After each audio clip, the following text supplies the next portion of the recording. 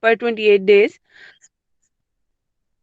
soaking 3 to 4 homemade pads per day with flooding and soiling of the undergarments. She also has dysmenorrhea along with the bleeding, which starts with the onset of periods and ends with the end of periods. She had to take oral medication for this pain as well. For the last 1 year, her cycle is irregular, following no pattern. She bleeds for 5 to 6 days, followed by bleeding-free days of 2 to 3, and again she starts bleeding. My patient also gives a history of shortness of breath, easy fatigability, and tiredness ringing in the ears.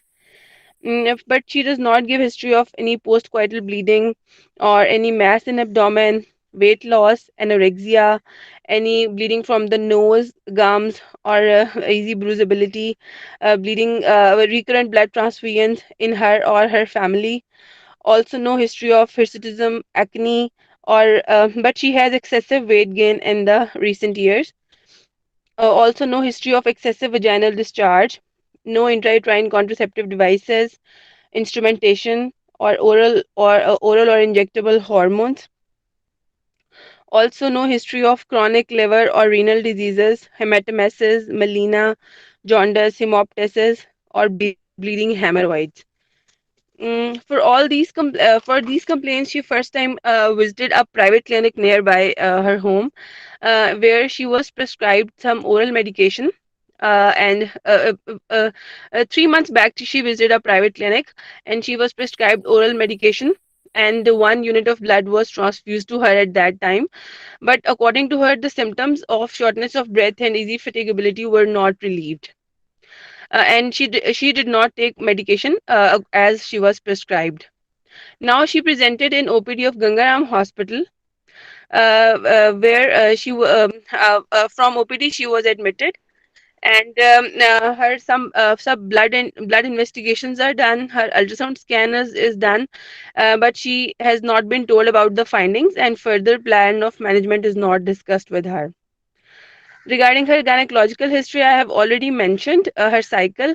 She had bilateral tubal ligation 11 years back.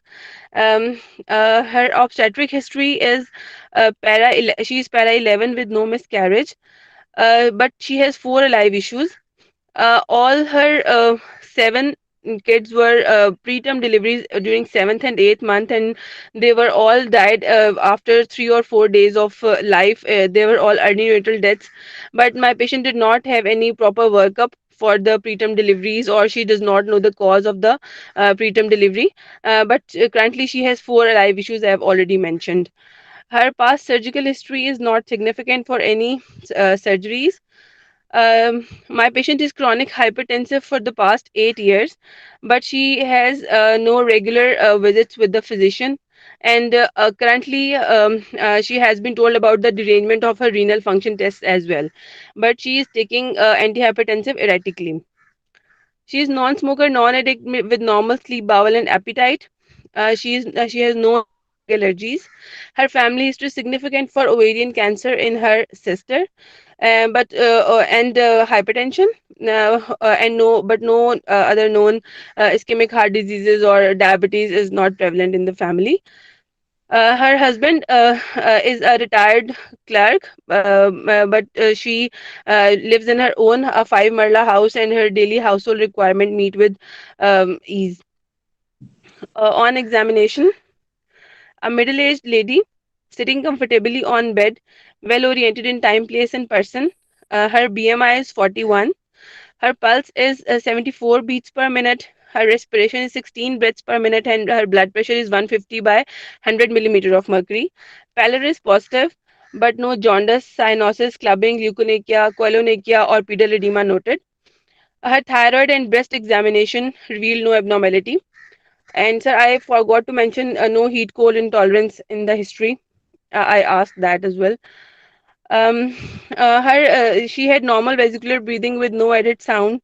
Her first and second heart sounds were normal with no murmur.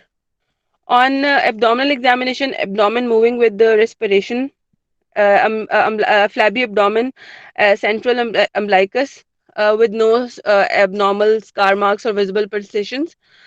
On perineal examination, vulva normal looking with normal hair distribution. So on speculum examination, cervix was normal looking, and on pervaginal examination, uterus 8 to 10 week size, antevated mobile, and tenderness was positive and bilateral fondness is clear. Finish. Yes, sir. Very good history. I think you have Thank you, covered sir.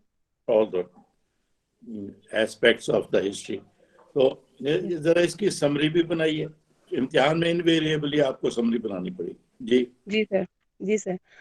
55 years, para 11 with no miscarriage, chronic hypertensive for 8 years, BMI 41, and family history of CA breast and pallor positive, and family history of CA breast presented with heavy menstrual bleeding for 8 years and irregular pervaginal bleeding for 1 year. On examination, pallor positive, uterus 8 to 10 week size, antevated mobile, bilateral fondness is clear. Good. Finish. जी sir. Relevance में इसको blood transfusion लगा है recently. Yes sir, एक लगा है जी. ये भी समरी में थोड़ा आप डाल देती ताकि हमें जी अंदाजा था कि हैवी मेंस्ट्रुअल ब्लीडिंग से उसको ट्रांसफ्यूजन की जरूरत पड़ गई है. जी सर. जी सर. ठीक है. वेरी जी गुड. जी. कल ये आपकी हिस्ट्री होगी, ये फिजिकल फाइंडिंग्स है. तो आपके ख्याल में इसका डिफरेंशियल डायग्नोसिस क्या है? Sir, according to What the age and history examination, my first most likely diagnosis is endometrial polyp. Polyp? अच्छा जी. Sir, नहीं. नहीं नहीं, बिल्कुल ठीक बोला. आगे बोलिए. Second, sir, it can be endometrial hyperplasia. Sir, it can be coexistent with adenomyosis. Adenomyosis. पहला पॉलिप था, दूसरा एडिनोमायोसिस. गुड. जी. जी. सर एक्चुअली ये मेरा एग्जाम का केस है सर, इसलिए मैं बहुत इसमें परेशान हूँ. ये एग्जाम में था एक्चुअली मेरे, और इसलिए मैं आपको प्रेजेंट कर रही हूँ.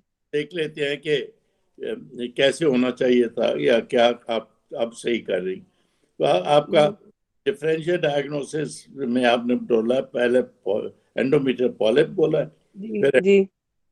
जी आगे. जी सर, और फिर एडिनोमायोसिस एडियो बोल दिया आपने. और सर एंडोमेट्रियल हाइपरप्लेजिया. हाइपरप्लेजिया. अच्छा जी. जनरली स्पीकिंग 2 या 3 ही डिफरेंशियल डायग्नोसिस बोलने चाहिए. वो पूरा पाम कॉइन नहीं बोलना चाहिए. जी सर, ठीक है. आप सबको पाम कॉइन का तो पता चल गया होगा या पढ़ लिया होगा आपने. जी जी सर. हाँ. जी तो आपने पाम से ही पॉलिप बोला पहला जी सर. है. जी और सर, 5 से ए से वहाँ एडिनोमायोसिस है. एडिनोमायोसिस. जी फिर आपने स्किप कर दिया लियोमायोमा और जी हाइपरप्लेजिया पे चली गई हूँ. ऐसा ही है. जी. जी सर. जी आपने लियोमायोमा क्यों स्किप किया इसमें? फाइब्रॉइड. सर वो एक तो सर एडिनोमायोसिस के लिए इसके रिस्क फैक्टर हैं काफी सारे. सर उसकी एज, उसकी पैरिटी 11, और सर उसको पेनफुल पीरियड्स हैं, एक मिनट आप पेनलेस नहीं है. एक मिनट मेरी बात सुन लीजिए. आपने बहुत सख्त गलत फिक्रा बोल दिया. जी सर. ऐसा ही फिक्रा आपको फेल कर सकता है. वो गलत फिक्रा ये है कि आपने बोला ये सारे फीचर्स एडिनोमायोसिस के ही हैं. तो फिर अगर एडिनोमायोसिस के ही हैं तो वो नंबर 1 डायग्नोसिस होना चाहिए था आपका. जी सर. क्योंकि नंबर 1 डायग्नोसिस आप वो बोलते हैं जो मोस्ट लाइकली है. फिर नंबर 2 वो बोलते हैं जो उससे कम चांस. नंबर 3 जी जो सर. उससे भी कम चांस. नंबर 4 5 इसी तरह उनका लेवल जो है वो आप डिसाइड करते हैं. जरूरी नहीं पाम पॉइंट की जो लिस्ट है उसमें उस ऑर्डर में आप बोले. आपने जी तो सर. उसमें आ लेना है. वो हम्म. पाम पॉइंट तो पूरी लिस्ट है जी कॉजेज ऑफ मेंस्ट्रुअल ब्लीडिंग की. उसमें जी से ऑर्डर में बोलना जरूरी नहीं है आपका। जी पहले पी बोले, फिर ए बोले, फिर एल बोले, फिर एम बोले, फिर कॉइन का सीईओ जो भी है, इस तरह से नहीं बोलना। तो जी आपने क्या पहले बोला पॉलिप, फिर बोला एडिनोमायोसिस, और अभी एक फिगरा आपने दाग दिया फेल होने के लिए, पक्का पक्का के इसके तो सारे फीचर ही एडिनोमायोसिस के। अगर बाबा सारे फीचर एडिनोमायोसिस के हैं तो फिर आप नंबर 1 कम से कम एडिनोमायोसिस बोलो और कहो कि जी most likely adenomyosis but other possibilities should be ruled out. ये जी होना सर चाहिए। अगर आपके पास कोई पक्का पक्का डायग्नोसिस आपने बना लिया from history physical examination, fibroid का, पॉलिप का, एडिनोमा जी का, और कोई एंडोमेट्रियोसिस का, कोई भी पाम कॉइन की पूरी लिस्ट हम नहीं दोहराएंगे। लेकिन अगर आप पहली आपकी आज की टिप बड़ी इंपॉर्टेंट टिप है आपके लिए जी सर कि जो आपका पहला डायग्नोसिस हो उसको पहले बोलो। जी जो उससे जी कम सर चांस है कि दूसरा पॉसिबिलिटी हो सकती है, तो वो फिर दो पे, फिर 3 पे, इस उनकी पॉसिबिलिटीज के हिसाब से उनकी ग्रेडिंग कीजिए आप 1 2 3 4। जी सर तो मैं समझ गया पहली बात तो आपने ये गलत कर दी आज। I am sorry if I am saying गलत। तो जी सर क्योंकि सच पूछे तो जब आपने पॉलिप बोला, मेरा आपसे पूरा इत्तेफाक था। मेरी नजर में इस पेशेंट में पहला डायग्नोसिस को पॉलिप है। ठीक है सर तो ठीक और फिर उसके साथ चूंकि ये वो पेशेंट है जो 55 ईयर ओल्ड है और जी सिम्टम्स इसकी 4-5 साल से, जी और gradually they are getting worse. जी तो मैं ये कहूंगा कि गो वो पैरिटी के हिसाब से कम चांस है, लेकिन इसमें बाकी हिस्ट्री के हिसाब से वो चांस ये है कि वो पॉसिबिलिटी ये है कि फाइब्रॉइड पॉलिप है, फाइब्रॉइड है यानी डायग्नोसिस। ठीक है सर सेकंड नंबर पे सर और जी बिल्कुल बिल्कुल, इसमें ठीक तो नंबर 2 फाइब्रॉइड है। ठीक है और सर जो कि आपने बोला भी है यूट्रस 8 to 10 वीक्स है, जी सर और उसमें थोड़ा सा चूंकि ये पॉसिबिलिटी डायग्नोसिस की माइंड में रखते हुए आपने प्रेजेंटेशन करनी है हिस्ट्री की, आप बोल देती यूट्रस यूनिफॉर्मली लार्ज और नोडुलर और इरेगुलरली इनलार्ज। वो मेरे डायग्नोसिस को यस और नो क्लैरिटी के साथ कर देता। ठीक है ओके ठीक। तो ये तीसरा आपने बोल दिया हाइपरप्लेजिया। जी सर बिल्कुल आपने मोहर लगा दी अपने फेल होने पे। है सर हाँ, वो इसलिए मोहर लगा दी, ये वो पेशेंट है जिसको सिम्टम्स है 4-5 साल से, हम्म और वो हाइपरप्लेजिया जो है वो 5 साल नहीं लेता। और फिर ठीक है सर तो वो मोस्ट अनलाइकली है कि डायग्नोसिस इस पेशेंट में, जहाँ यूट्रस का साइज भी 10 वीक्स का है और वो सारा कुछ, वो बहुत ही नीचे जाके डायग्नोसिस बनता है इस पेशेंट में। सर उसका इतना ज्यादा बीएमआई रिस्क फैक्टर नहीं है और ना बीएमआई एक फैक्टर हमारे मुल्क में, इस उम्र की औरतें 55 ईयर ओल्ड सभी बीएमआई हाई होता है, ठीक सभी का है मोटी हो जाती है बैठी बैठी। बच्चे काम करते हैं वो मोटी बैठी। पीएमआई आप देखें, आपके पास पेशेंट गायनी क्लिनिक में आते हैं जो जी जिनकी उम्र ज्यादा होती है, इस एज ग्रुप में जी होती है, वो मोस्टली ओवरवेट होते हैं। सो जी बीएमआई फैक्टर नहीं है कि जो रिस्पॉन्सिबल है कि जी उसमें ईस्ट्रोजन एक्सेस होगी तो इसलिए उसको हाइपरप्लेजिया हो गया। और तो फिर यही बात है, इसको हाइपरप्लेजिया है नहीं, आपने हाइपरप्लेजिया मेंशन कर दिया, आपकी जी हाइपरप्लेजिया की डिस्कशन शुरू होगी। जी sir hyperplasia histopathologically normal histopathology, hyperplasia with irregularity, hyperplasia फिर वो क्या पॉसिबिलिटी होंगी, क्या होगा क्या नहीं होगा। आपके मरीज का इलाज नहीं हुआ, मैं बार बार हर क्लास में कहता हूँ, आपने मरीज की कंप्लीट करके ट्रीटमेंट घर भेजना है घंटी से पहले।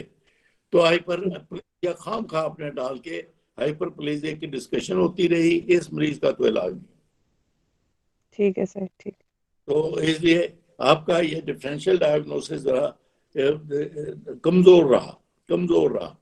मैं ठीक है। इसको क्लोज करके बात को आगे चलते हैं कि ठीक है आप सब ने पाम पॉइंट पढ़ा है, जी। उस को आपने डिफरेंशियल डायग्नोसिस में इस्तेमाल करना है, जो उसमें कॉजेज लिखी हुई हैं ऑलमोस्ट कंप्लीट। तो लेकिन उस लिस्ट में जो ऑर्डर है, पी पहले, ए बाद में, एल फिर एम, इस ऑर्डर में जरूरी नहीं है, उस लिस्ट में से निकालें आप। जी सर। आप उस लिस्ट का ऑर्डर अपने तौर पर एडजस्ट कीजिए, जो आपके ख्याल में मोस्ट लाइकली है उसको सबसे पहले बोलें, जो सेकंड लाइकली है उसको बाद बोलें, जो थर्ड लाइकली है बस तीन, मैक्सिमम चार, तीन से ऊपर नहीं जाना चाहिए। बोल तो इम्तिहान में 3 डायग्नोसिस बनाइए। तो ठीक आज है के सर। हमने पहला बनाया डॉक्टर मुनज़्ज़ा ने पॉलिप का, दूसरा एडिनोमायोसिस का, मैं तीसरे को जरा रिप्लेस कर देता हूँ फाइब्राइड का, लियोमायोमा। ठीक। ये हो गया हमारा डिफरेंशियल डायग्नोसिस, जी सर। राइट। और इन सब में आपने, चूंकि इसको एक ब्लड लगा है, वो बड़ा ही सिग्निफिकेंट है for quality of life, for future management, के जिस जो पेशेंट इतनी एनीमिक हो गई है तो वो उसको पहले हमने उसका अनीमिया भी ट्रीट करना है। इसलिए इस डिफरेंशियल डायग्नोसिस के साथ हर एक के साथ बोले विद अनीमिया, जी सर, ठीक है। With endometrial polyp with anemia, adenomyosis with anemia, leiomyoma with anemia, इस तरह से बोलिए। जी सर, फिर ठीक है। आप पर बढ़ते जाएंगे, इम्तिहान में बढ़ते जाएंगे। जब आपने ठीक ये है। डायग्नोस बोल लिया तो 3 का, फिर बहुत बात आसान हो गई आपके लिए।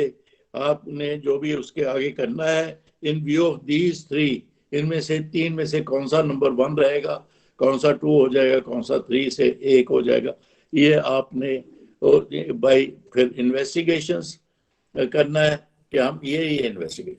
बोलिए जी, अब इसके ये हिस्ट्री है, ये फिजिकल फाइंडिंग्स हैं, और आपने ये डिफरेंशियल डायग्नोसिस बनाया।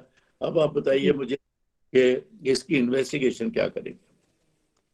जी सर, सबसे पहले ब्लड ग्रुप RH फैक्टर मैं करवाऊंगी, फिर कंप्लीट ब्लड काउंट कराऊंगी, विद डेट मैं उसका मांगूंगी, जिसमें सर इस पेशेंट की हीमोग्लोबिन थी 9.6 मिलीग्राम ग्राम पर डेसिलीटर। और सर बाकी TLC प्लेटलेट इसका नॉर्मल था। और सर सारे MCV MCH और MCHC सब डिक्रीज पैरामीटर थे इसके। और जी, सर यूरिन कंप्लीट एग्जामिनेशन की रिपोर्ट अवेलेबल नहीं थी। ब्लड शुगर रैंडम 114 था मिलीग्राम पर decilitre. Hepatitis B surface antigen, anti-HCV antibody and था कोविड। ब्लड जी सर। शुगर बोला आपने, सर ब्लड शुगर रैंडम 114 थी, 114 मिलीग्राम पर डेसिलीटर। तो 14 था। जी। ठीक। Sir hepatitis B surface antigen, anti-HCV और कोविड-19 जो PCR नेगेटिव है। और सर इसके अलावा जब मैंने सर RFTs मांगे थे तो वो क्रेटिनिन 1.9, यूरिया 74 मिलीग्राम पर डेसिलीटर था, और यूरिक एसिड अवेलेबल नहीं था। और सर LFTs वर नॉर्मल। नहीं, आप यूरिन टेस्ट बता रहे थे, रीनल फंक्शन टेस्ट, जी उसमें सर। क्रिएटिनिन बोला 1.9 जी। और यूरिया कितना बोला। 74 सर मिलीग्राम पर डेसिलीटर। ठीक, ठीक, चले। और सर ये अवेलेबल टेस्ट थे बस। और सर अल्ट्रासाउंड बताऊं आपको सर? जी बिल्कुल, जिस ऑर्डर में आपने मांगे नहीं है, ये सारे टेस्ट आपको अवेलेबल नहीं है, समझे। आप ये मुझे ये बता रही हैं, आपने इस ऑर्डर में एग्जामिनर से टेस्ट मांगने ठीक है हैं, सर। क्योंकि ठीक है इम्तिहान सारे एग्जामिनर के पास होते हैं। सर, आप मैं पंडोस्कोपी भी मांगूंगी फिर इसमें। एंडोस्कोपी भी बाल, चलो जी हो गया। और सर मैं एको भी मांगूंगी, एकोकार्डियोग्राफी इस पेशेंट की मांगूंगी, और सर सीरम फेरेटिन भी मांगूंगी। जी। और सर उसके बाद ऑब्स्टेट्रिक, ओ सॉरी, पेल्विक मैं अल्ट्रासाउंड। I lost. यहीं पे आपको इंटरप्ट कर देता हूँ। जी सर। बड़ा अच्छा हुआ आपने ये सारे टेस्ट बोल लिए, जी बहुत सर। अच्छा। लेकिन इम्तिहान के हिसाब से बहुत बुरा हुआ। आप, आई एम सॉरी मुनज़्ज़ा, अगर आपको मेरी बातें बुरी लगे नहीं सर, तो बिल्कुल भी नहीं सर, ये तो फायदा हो जाएगा ना, तो इसीलिए तो प्रेजेंट कर रही हूँ। क्योंकि हमने जो डिफरेंशियल डायग्नोसिस बोला है ना, जी। हम उसका, अगर मुझे आप सिर्फ ये कह देती, in view of her history, I'll do her CBC, renal function test, liver function test, and इस तरह से बोल देती, हम्म। मुझे वो भी कबूल था। ठीक है। बार बार आप बच्चों, आपको समझाता हूँ, अपने डिफरेंशियल डायग्नोसिस पे फोकस रहें। आप इन लंबी चौड़ी ये सारी बातें बोल के तो आपने अपने 2-3 मिनट जाया किए, और हमने तो रश करना है to complete the treatment of the patient. और मतलब इसमें आपने बोल दिया मैं मतलब उसका हीमोग्लोबिन जो कि 9.6 है, और उसका आयरन डेफिशिएंसी के सारे टेस्ट भी वो आपने फेरेटिन ये वो बोल दिए। और चूंकि वो 55 ईयर ओल्ड है, उसकी फंडोस्कोपी भी आपने करवा ली, चूंकि उसकी ब्लड शुगर लेवल जो है वो कितनी कुछ रेज निकली है, ब्लड एक प्रेशर। एक सौ। अभी वो डायबिटिक नहीं बनी सर अभी, ब्लड प्रेशर की वजह से फंडोस्कोपी सर मांगी, क्योंकि रीनल चलो फंक्शन टेस्ट भी चाहिए। भी 150 उसका है, उसकी वजह से फंड। तो आप इनमें मत जाइए, आप मोटा मोटा बोलिए कि ठीक है।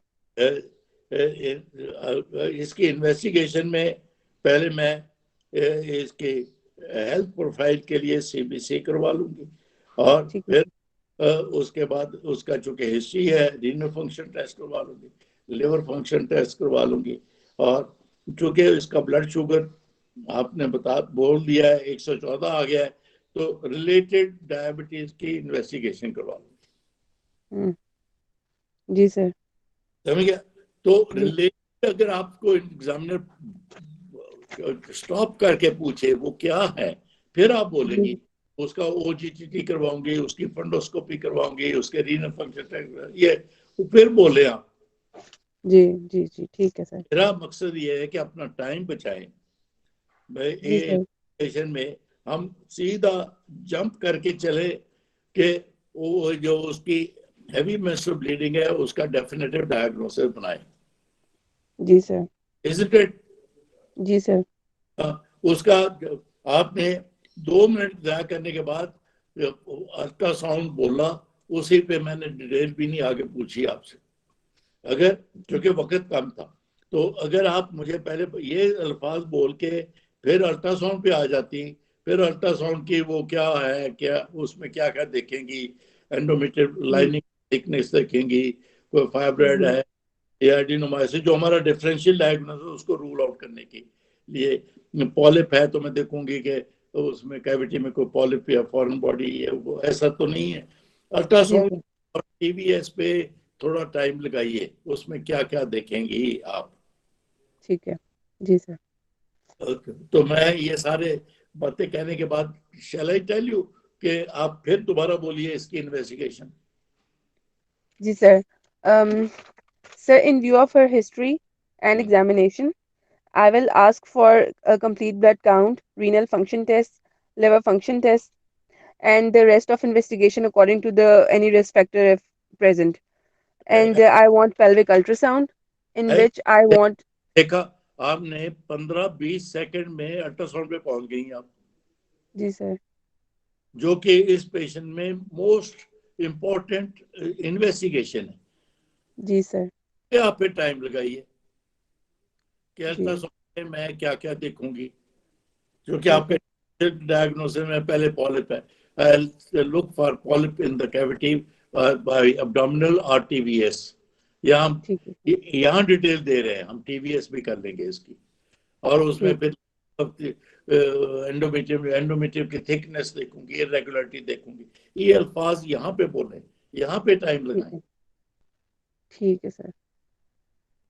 तो वो फाइब्राइड का बोलेंगी कि जी अकॉर्डिंग टू फीगो क्लासिफिकेशन में देखूंगी वो 0 से 9 या 10 तक है कि कौन सा है। तो ये बोलने से एग्जामिनर को बता दिया आपको फाइब्राइड की वो क्लासिफिकेशन आपको याद है। जी जी जी, ठीक है। इस तरह होता है इम्तिहान में, इम्प्रेस करना एग्जामिनर को और बात को आगे लेके जाना। जी सर। ओके। ठीक। जी और सर। अल्ट्रासाउंड भी हो गया, फिर जी सर, बस आप अल्ट्रासाउंड। आप बोलिए, फिर अल्ट्रासाउंड आप बोलिए। सर रिपोर्ट बताऊं आपको? नो नो, आप अच्छा, I क्या will देख ask for the, तो जी आप sir, I will ask for the dimensions of the uterus, endometrial thickness, any endometrial pathology, any irregularity in the endometrium or any polyp. I will look for the any fibroid, and I will type it according to the FIGO of from 0 to 8. हाँ, And I also see any myometrial pathology, any adnexal pathology. ये हुई ना बात। जी sir. ये इस पे time लगाने का आपको फायदा हो गया, जी क्योंकि इसके बाद आप कह सकें कि according to ultrasound finding if need be, आप सिर्फ बोलेंगे अब मैं उसका एमआरआई करवा लूंगी या सीटी करना है कि नहीं जी करना, या जी। उनकी जरूरत कोई खास नहीं है, ऐसा बोल देंगे। जी सर। ऐसा बोल देंगे इन ठीक है। फाइंडिंग्स जो आप पूछिए क्या है, तो वो बताएंगे कि ये है वो है। जो उसके बाद हम्म। ये कि जी आई विल, किताब में भी ये लिखा हुआ है सीटी एमआरआई कोई ग्रेट हेल्प नहीं है। तो जी आप सर, बिल्कुल, हाँ जी। पास बोल दीजिए कि further investigation by CT MRI are not required. जी सर।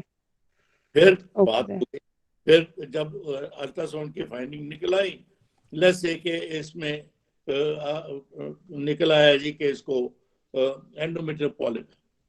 जी सर। फिर बात यहाँ तक पहुंच गई। अब हमने एक डेफिनेट डायग्नोसिस की तरफ चल रहे हैं। एग्जामिनर ने जी कहा कि जी एंडोमेट्रियल पॉलिप निकला है, आपको जी उसका पता है कि पॉलिप जी की ट्रीटमेंट करनी है, पॉलिप के कितनी किस्म के होते हैं, उसके के depending on the type of the polyp do treatment accordingly. बस। जी सर। फिर एग्जामिनर रोक के पूछेगा मुझे बताइए कितनी टाइप्स के पॉलिप हैं, आप बोलिए 4 किस्म के हैं, बोले 4 नाम। जी सर, एक endometrial polyp, fibroidal polyp, endo प्ले, ही है, प्लेसेंट। एंडोमेट्रियल पॉलिप तो सारे ही है, उसको जी एडिनोमेट्रियल। ठीक है सर, एडिनोमेटस हो गया, ठीक है। एडिनोमेटस polyp, fibroidal polyp, placental polyp और मेलिग्नेंट पॉलिप। बिल्कुल यही 4 हैं, बिल्कुल सही बोला आपने। जी और अगर ये सर्विस का पॉलिप होता तो फिर कौन सी कितनी किस्में आपको पता सर, फिर प्लेसेंटल नहीं होगा, बाकी तीनों होंगे। है? एक्सलेंट। बस सर ये ये आपने ही मुझे बताया था लास्ट टाइम। मुझे उससे पहले नहीं पता था। चलो कोई बात, अच्छी बात। आई फील हैप्पी, आपको मेरी बात याद रहेगी। जी और तो फिर ये पॉलिप अगर इस तरह का है, ये 4 पॉलिप है, तो जी हमारा इस पेशेंट का ट्रीटमेंट कंप्लीट हो गया। जी बगैर है कि accordingly I will do the treatment. जी सर, ठीक ठीक है। जी उसमें ज्यादा से ज्यादा वो मुश्किल एग्जामिनर है तो पूछ लेगा कि जी अगर फाइब्रोइड पॉलिप है फिर क्या करोगी, अगर कार्सिनोमेटस पॉलिप है फिर क्या करोगी, या जो भी है चारों में से कौन सा है, तो वो आपने एक फिक्रा बोल देना उसका। जी सर। ठीक। अगर हम पॉलिप ये हो गया, फिर दूसरा हमारा डायग्नोसिस है, ये निकला है जी, आपने बोला था एडिनोमायोसिस है, तो जी एडिनोमायोसिस सर। क्या फाइंडिंग्स होंगी अल्ट्रासाउंड पे? सर उसमें फैन शेप शैडोइंग होती है, उसमें सब मायोमेट्रियल सिस्ट्स होती हैं, और सर थिकनिंग होती है, इरेगुलर एको टेक्सचर मायोमेट्रियम का। सर 8 फाइंडिंग्स होती हैं, 8 क्राइटेरिया, और उनमें से 2 एटलीस्ट पूरे होने चाहिए। और बल्कि अब- देखा ना, जी। को एग्जामिनर को इम्प्रेस करने का मौका मिल गया कि आप किताब से रेफरेंस कर रही है कि एडिनोमेट्रिस के ये है। हम्म। तो इस पेशेंट में अगर ये है तो फिर हम्म। इंडिया, जी सर, अगर जी सर समझ अगर नहीं आई मुझे। इन दिस पेशेंट जो हाँ इसकी जी। की है, जी। डायग्नोसिस या अल्ट्रासाउंड स्कैन पे या टीवीएस पे हम्म।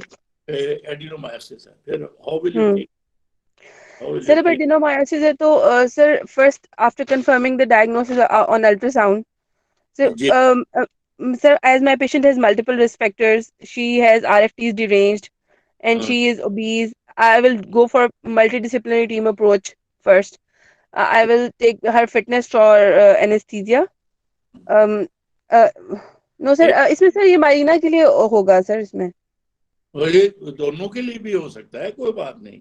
एडिनोमायोसिस के लिए भी आप ठीक बोल रही हैं कि आप, चूंकि ये 4 साल से उसको बॉदर कर रहा है, 55 जी। है, अनेमिक भी कर दिया, इसलिए मैं स्ट्रेट अवे उसकी सर्जिकल ट्रीटमेंट ऑफर करूंगी उसको। जी सर। ठीक आप है।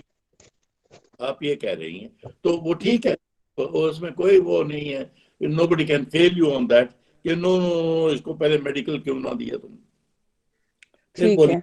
फिर बोलिए कि इसका एडिनोमायोसिस निकला है, हाउ विल यू ट्रीट? जी sir, after taking her fitness from anesthesia and controlling her blood pressures.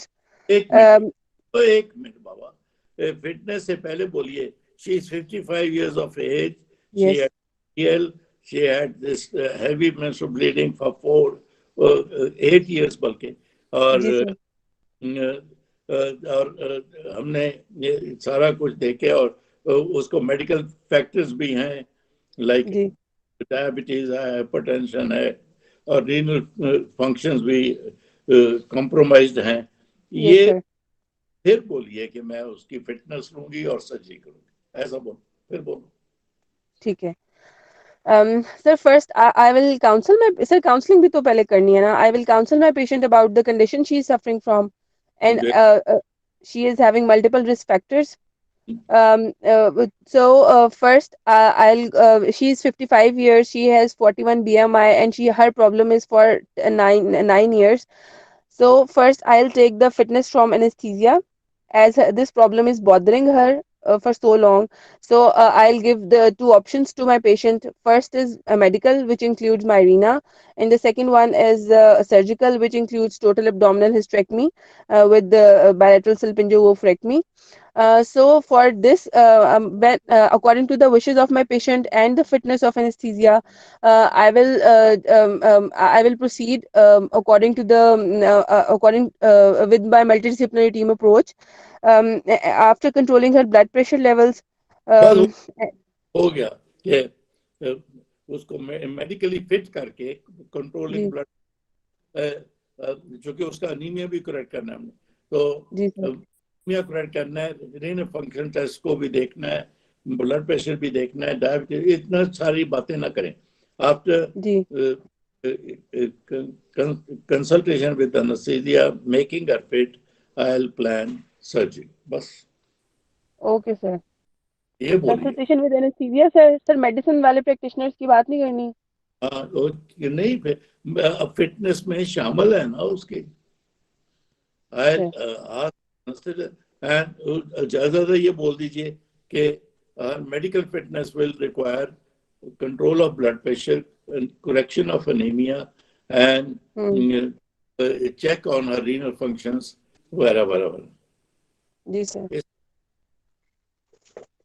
चले, फिर बोले आप ने काउंसल कर दिया उसको कि उसके दो ट्रीटमेंट हैं, एक रखा जा सकता है, और जी सर। उसकी सर्जिकल ट्रीटमेंट है। जी sir. And suppose she opts for surgery because she is fed up with this.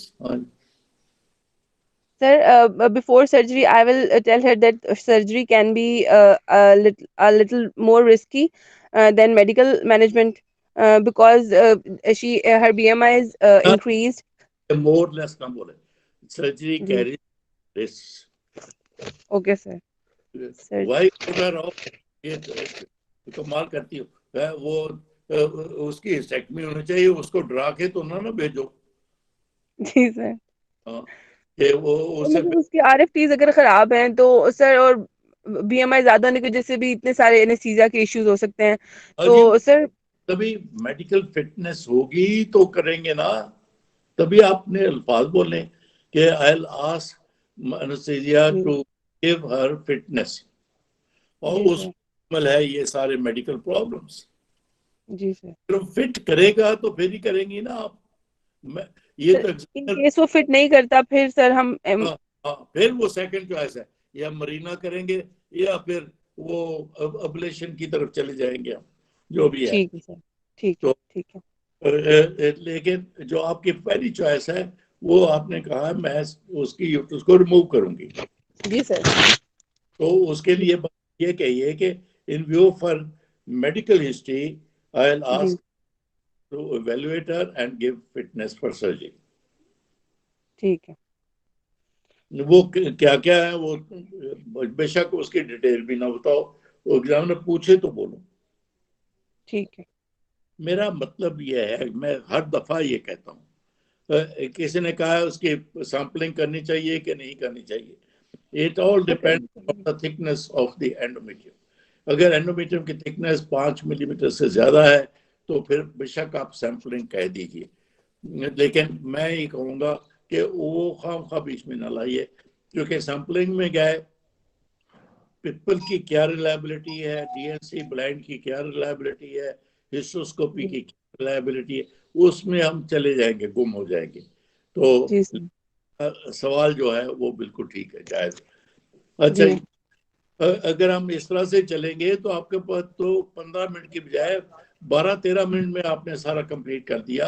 बल्कि फिर जी। एग्जाम सर खुजा के ढूंढना पड़ेगा मैं इस लड़की से और क्या पूछ लूं। जी सर। ठीक है। चले, आई एम सॉरी अगर बाकियों को लगता है I am going very slow. नहीं सर, बिल्कुल भी नहीं। सर ये तो बहुत ही फायदे वाली बात है आप बता रहे हैं। सर इसीलिए तो फिर फेल हुआ है ना, कि इस तरह के अस्सलाम इश्यूज वालेकुम सर। एक मिनट, ये टेलीफोन बीच में गया। हाँ जी, तो अस्सलाम वालेकुम सर। जी वालेकुम सलाम। सर मेरा ये क्वेश्चन था कि जैसे इस पेशेंट में फैमिली हिस्ट्री भी है, सीए ओवरी की, पता नहीं डॉक्टर साहिबा ने बताई है, सीए ब्रेस्ट या सीए ओवरी की ना फैमिली हिस्ट्री भी है। तो सर हम इसमें पहले एंडोमेट्रियल सैंपलिंग नहीं करेंगे कि टू रूल आउट, एंड और बीएमआई भी पेशेंट का 41 बताया, रिस्क फैक्टर्स हैं, ये तो हमें एंडोमेट्रियल सैंपलिंग करके रूल आउट करनी चाहिए मेलिग्नेंसी।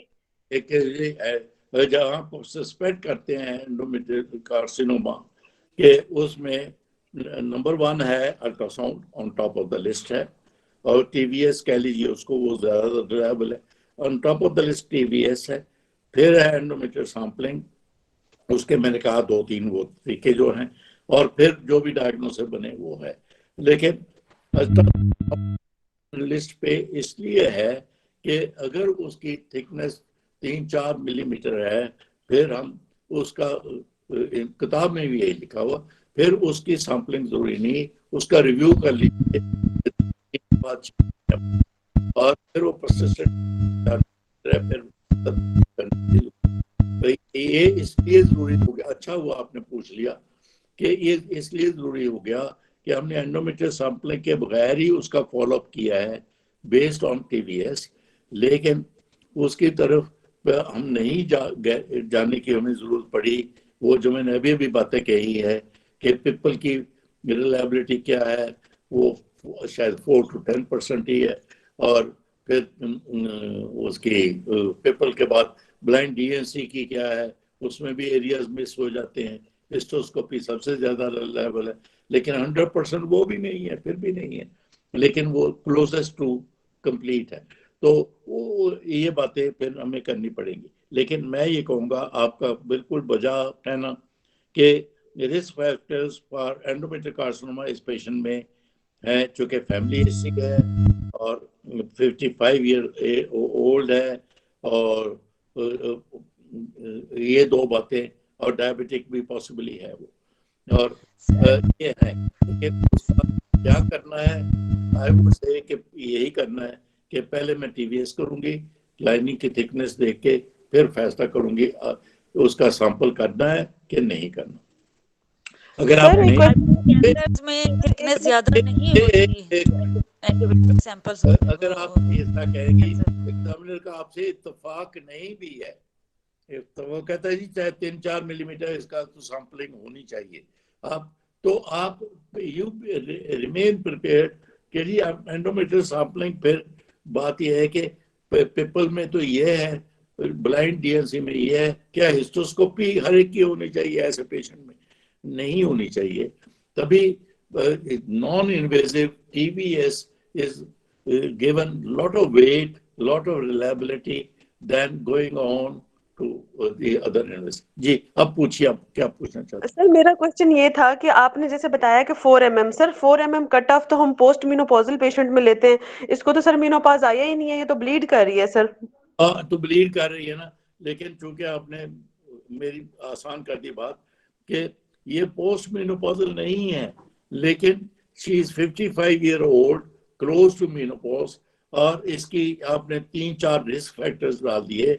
अगर रिस्क फैक्टर्स की मौजूदगी में उसकी एंडोमेट्रियम थिक है, जो कि प्रोलिफरेटिव फेज में ही शायद है, क्योंकि अभी वो मेनोपॉज आई नहीं, लेकिन फिर भी मैं यहाँ पे आपका व्यू ले रहा हूँ कि फिर भी चूंकि उसकी एंडोमेट्रियम थिकनेस ज्यादा है, उसके रिस्क फैक्टर्स हैं, तो एंडोमेट्रियल सैंपलिंग इज ऑन। ये मतलब हार्ड एंड फास्ट कोई मेडिकल साइंस में लाइन नहीं है। आपको 2 और 2 4 जरूरी नहीं करते हर दफा, कभी 2 और 2 3 भी होते हैं, कभी 2 और 2 5 भी होते हैं।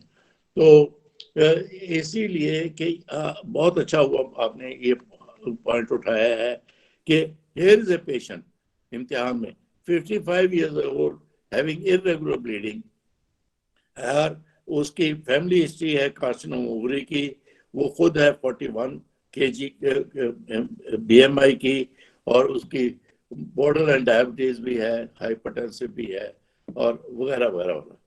तो इसकी क्या स्क्रीनिंग में एंडोमेट्रियल कार्सिनोमा रूल आउट करना जरूरी है। आई वुड से कि जरूरी इस तरह के पहला स्क्रीनिंग का टेस्ट है अल्ट्रासाउंड टीबीएस, वो फैसला करेगा कि फर्दर क्या हमने करना है। अगर टीबीएस में वो थिन है तो रहने दो, थिक है तो फिर कर लीजिए सैंपलिंग। अगर एग्जामिनर कहती है वो तो 1 मिनट मीनोपॉजल हुई नहीं, एंडोमेट्रियम तो नॉर्मली 12 मिलीमीटर की हो जाती है प्रोलिफरेटिव फेज में, और फिर उसका आप ये कहिए कि मैडम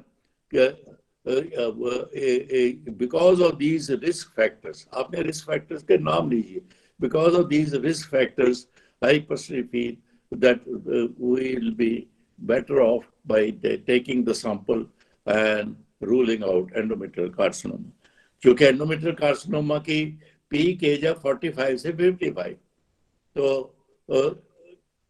और उस एज में हो सकता है एंडोमेट्रियल, इवन बिफोर मेनोपॉज हो सकता है, इस तरह की बातें की। जी फिर बोलिए सर। इसका फिर जो कट ऑफ है, फिर हम इसका 12 mm लेंगे। वो जी किताब में इस कट ऑफ वैल्यू के अलावा और कोई कट ऑफ वैल्यू नहीं लिखी साउंड अल्ट्रासाउंड में, लिखी हुई है सर 16 mm नहीं होती, 16 mm। आप मुझसे बहस कर रहे हैं तो मैं आपको इतना ग्रांट करने को तैयार हूँ। आप ये कही कि जी मैं इसकी पोस्ट मेंस्ट्रुअल टीबीएस दोहराऊंगी कि मेंसेस के बाद वो थिन होनी चाहिए ना, अगर वो हाइपरप्लेजिया या कार्सिनोमा है वो थिन नहीं होगी, तो आप ये कह लीजिए। चलो आपके प्रेशर में आके मैंने इतना ग्रांट कर दिया कि आई डू टीवीएस, अगर टीवीएस थिक है तो पोस्ट मेंस्ट्रुअल टीवीएस दोहराऊंगी, और फिर देखूंगी अगर वो थिन है तो नहीं करूंगी सैंपलिंग, अगर वो फिर भी थिक है पोस्ट मेंस्ट्रुअल फिर भी थिक है फिर मैं करूंगी। सर बट इसकी रिस्क फैक्टर तो इसका सर एज है, एज मोर देन 45 पे करनी ही है हमने विद इरेगुलर ब्लीडिंग के साथ सैम्पलिंग। किताब में ये लिखा है तो फिर आप मैं आपसे ये कहूँगा सैम्पलिंग नहीं, वो उसके स्क्रीनिंग का लफ्ज इस्तेमाल कीजिए। सैम्पलिंग गलत है, स्क्रीनिंग ठीक है। और सर उसमें भी स्टेरोस्कोपिकली गाइडेड जो है उसको प्रेफरेंस दी हुई है उन्होंने। चलो जी, फिर अगर आप मैंने ऐसा नहीं पढ़ा, लेकिन अगर आपने ये पढ़ लिया है तो कोई बात नहीं, क्या बिकॉज इरेगुलर ब्लीडिंग है, 45 से ऊपर है, 55 है, तो I do screening, love screening, पहले टीवीएस फिर सैंपलिंग, ऐसा बोल दीजिए चलो। लेकिन टीवीएस क्वेश्चन पूछे जी सर, जब हम इसकी सर्जरी कर रहे हैं, अगर एंडोमेट्रियल इसकी सीए हो भी तो मैनेजमेंट तो डिफरेंट ही नहीं होगी, THBSO ही होगी। लेकिन जब हम उसको माइरीना रख रहे हैं तो उससे पहले हम सैम्पलिंग करनी चाहिए या नहीं? आई डोंट नो, आप लोग मुझे सैम्पलिंग की तरफ इतना स्ट्रांगली ले जा रहे हैं। मैं कह रहा हूँ सैम्पलिंग की बजाय लव स्क्रीनिंग इस्तेमाल करें। अगर स्क्रीनिंग पे एंडोमेट्रियम थिक नहीं है तो रहने दो, मैं ये कह रहा हूँ, क्योंकि सैम्पलिंग में सर टाइप 2 में थिन होती है, सर टाइप 2 कैंसर्स में थिन होती है। अच्छा, मुझे आप बताइए जो भी बोल रही हैं कि आप सैम्पलिंग इस पेशेंट की किस तरह से करेंगे। अभी मैं आता तो how will you take the sample of this patient? I agree that this patient should have of them. How will you take? बोलिए जो भी बोल रहे थे। बेस्ट तो स्टेरोस्कोपिक गाइडेड ही है। तो हिस्टोस्कोपिक गाइडेड जो है पाकिस्तान में तो ऑफिस हिस्टोस्कोपी होती नहीं है, ऑपरेशन थिएटर में करते हैं। ऑपरेशन थिएटर मींस एनेस्थीसिया में देते हैं। तो अब मैं आपसे बहस के लिए एंटर हो गया कि अब इसको पहले ये थिन एंडोमेट्रियम थी, आपने पहले एनेस्थीसिया दिया सैंपलिंग के लिए, फिर दोबारा एनेस्थीसिया दिया हिस्टेक्टमी के लिए। बहस हो गई ना एक। हाँ, कोई बोले बोल नहीं रहा। अच्छा, आपको आगे बढ़ा लेते बिल्कुल इसमें। सर आपकी बात ठीक है, आप कह रहे हैं कि double time anaesthesia, I agree. लेकिन सर एक्चुअली मेरा ये क्वेश्चन था कि अगर पेशेंट में इस तरह के रिस्क फैक्टर्स हों और खुदा ना खास्ता वो बाद में मेलिग्नेंसी आ जाए और हम सिर्फ उसकी सिंपल हिस्टेक्टमी कर दें और बाद में सर वो सीए डायग्नोज हो, तो आइडियली तो सीए के साथ फिर हम सर पूरी स्टेजिंग लेप्रोटमी बनती है ना पेशेंट की। क्योंकि अगर हमें सर हिस्टोपैथोलॉजी पे मेलिग्नेंसी मिलती है तो हमारा जो मोड ऑफ ट्रीटमेंट है आगे सर वो चेंज हो जाएगा। सर बस हमारा कहने का मतलब ये है, वो आपकी बात ठीक है, डबल एनेस्थीसिया का रिस्क है पेशेंट को। पहली बात तो ये है कि एंडोमेट्रियल कार्सिनोमा का आपने बोला कि लेप्रोटमी और फिर टोटल हिस्टेक्टमी बायलैटरल सल्पिंजियोफ्रेक्टमी ट्रीटमेंट है, बिल्कुल सही तो बोला। लेकिन बात यह है कि स्टेज 1 का एंडोस्कोपिक सर्जरी भी करते हैं, एक बात। दूसरी बात यह है कि आज की दूसरी टिप जो मोस्ट इम्पोर्टेंट है, I personally feel, which we don't follow, that is, अगर आपने यूट्रस निकाली है for any reason, for fibroid, for DUB, AUB, for this or that, young patient, old patient, कोई भी है, आज की मैंने कहा मोस्ट इम्पोर्टेंट सेकंड टिप ये है, आप सर्जन माशाल्लाह सब FCPS करेंगे, सर्जरी करेंगे, आपने आदत बना लेनी है कि नर्स जब आप डी ग्लव करें अपने आप को तो उसने वो यूट्रस किडनी डिश में रखी हो, साथ एक चाकू रखा, स्कैल्पल रखा, आपने यूट्रस को काट के इंस्पेक्ट करना है macroscopically cavity of the uterus. ये इम्तिहान का इससे कोई तल्लुक नहीं, ये आपकी प्रैक्टिस का तल्लुक है। अगर आप ये करेंगे there will be very few cases which you will miss। वरना वही बात है जो कि आप में से किसी ने कही कि आपने यूट्रस निकाल के लेबोरेटरी में भेज दी, वहां पे उन्होंने देखा कि एंडोमेट्रियल कार्सिनोमा, आपने तो देखा ही नहीं था, आपने ओवरीज पीछे छोड़ दी थी।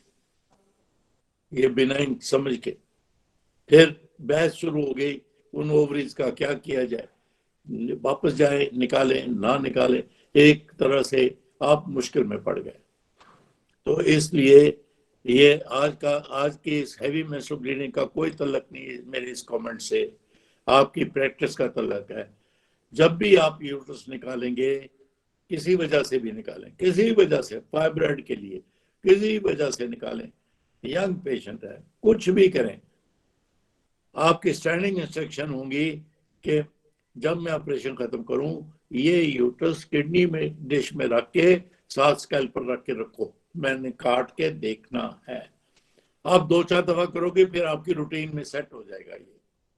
ये करने में 2-3 मिनट लगते हैं, लेकिन 2-3 मिनट करने से it saves you from stitching time, saves you from 9। बाद के एम्बेरसमेंट से बच जाते हैं आप, बाद के एम्बेरसमेंट से बच जाते हैं आप।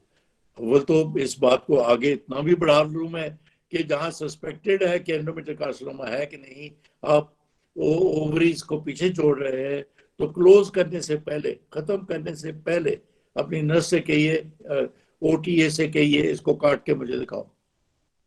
ताकि प्लान नहीं था बायलैटरल ओफ्रेक्टमी, लेकिन उसकी देख के बायलैटरल ओफ्रेक्टमी करना आपने समझा जरूरी है तो कर दी। It will save her from another surgery। चले, ये ऑलमोस्ट 10:30 हो चले हैं कि ये ऑलमोस्ट कंप्लीट कर लिया हमने, लेकिन बहुत सारी बातें हुई इसमें। पहली बात तो ये हुई सर मैं कि आपको जी बोलिए। सर मैंने आपको भी जो प्रेजेंट किया था ना सर, अल्ट्रासाउंड मैंने जो उन्होंने मुझे एग्जाम में दिया था, वो सर हाँ उसमें जी, ना वो तो सारी बातें कि यूट्रस का साइज दे दिया, एंडोमेट्रियम इंडिस्टिंक्ट दी थी उन्होंने, और बल्कि मायोमेट्रियम दी थी। और सर साथ में उन्होंने ना 1 × 1.2 सेंटीमीटर की सिस्ट थी राइट ओवरी में। ठीक है। तो सर मैंने ना उन्होंने मुझसे एंड पे पूछा कि आप इसका CA-125 आपने हमसे क्यों नहीं मांगा। तो सर मैंने जाओ। कहा कि जब मैंने THBSO करनी है 55 है ईयर्स की, तो मैंने नहीं मांगा इसलिए क्योंकि आपका जवाब सही था। तो 1 × 1.1 centimetre is no cyst, it is follicle, it is a follicle. आप ये कहिए कि जी सिस्ट जो होती है, किताब में भी 3 सेंटीमीटर से ऊपर हो तो सिस्ट का लेवल लगता है उसके ऊपर, 3 सेंटीमीटर से कम हो तो उसको सिस्ट नहीं कहते हैं। तो ये पहली बात। तो और फिर 3 सेंटीमीटर से ऊपर की है तो फंक्शनल सिस्ट समझी जाती है अप टू 5 सेंटीमीटर। 5 जी सेंटीमीटर सर 5 सेंटीमीटर हो तो उसका फॉलो अप कहते हैं, सर्जरी नहीं कहते। 5 सेंटीमीटर से ऊपर हो फिर वो सस्पेक्टेड है, वहां CA-125 आ गया, वहां पे दूसरे जो भी ट्यूमर मार्कर्स है वो आ गए, लेकिन उससे कम नहीं। अगर उसने एग्जामिनर ने आपको कहा ये 1 सेंटीमीटर बाई 1.1 सेंटीमीटर की सिस्ट थी, आपने CA-125 नहीं मांगा, तो आप कंफर्टेबली कह दें कि मैडम इसमें CA-125 रिक्वायर्ड नहीं है, because it is not assist, it is just. मगर सर उन्होंने तो इतनी वो उस पे बुरा जैसे माइंड करते हैं, मुझे तो लगता है कि मैं इसी बात पे फेल हुई हूँ कि वो मांगा क्यों नहीं, कि 55 उसकी एज थी। तो पता नहीं आप क्या 65 एज थी, 55 सर इसी पेशेंट की, यही वाला पेशेंट था ना sir. 55, I don't know. She is still ovulating, she maybe possibly or menstruating। तो नहीं, इस एक पॉइंट पे नहीं फेल हो सकते आप। इस तरह तो आप अल्ट्रासाउंड की रिपोर्ट्स आप यंग गर्ल्स की भी देखे तो मल्टीपल फॉलिकल्स, PCO आम डायग्नोसिस है, PCO जी सर। इतना कॉमन है, तो सबका CA-125 करवाते फिरेंगे आप, और उल्टा। फिर वाई ओनली CA-125, वो ट्यूमर मार्कर CEA है, अल्फा फीटोप्रोटीन्स है, पता नहीं क्या क्या है, उसका सब जी कुछ। नहीं नहीं नहीं, ऐसा नहीं है। आई डोंट नो ठीक है सर। कि उन्होंने आपको क्यों इस बात पे इतनी नाराजगी का इजहार किया, लेकिन नहीं। चले, जी सर। कुछ और पूछना हो तो पूछ लीजिए, वरना फिर अगले बुध को मुलाकात होगी इंशाल्लाह। Thank you. अस्सलाम वालेकुम सर।